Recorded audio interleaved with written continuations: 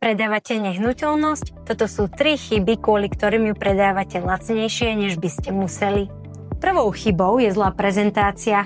Tmavé fotky, neporiadok a žiadna videoprezentácia? To vám teda nepomôže. Klient a teda kupujúci sa často rozhoduje na prvý dojem, to znamená, ak ho inzerát nezaujme, no tak s najväčšou pravdepodobnosťou na obhliadku nepríde. No a druhou chybou je zle nastavená cena. Ak ponúkate nehnuteľnosť za prehnane vysokú cenu, tak sa zbytočne jeho predaj len naťahuje a častokrát musíte aj tak napokon pristúpiť k zníženiu sumy. Treťou chybou je nepripravená zmluvná dokumentácia. Zle nastavené zmluvné podmienky alebo vzory stiahnuté z internetu môžu nielen počas predaja, ale aj po predaji spôsobiť vážne komplikácie.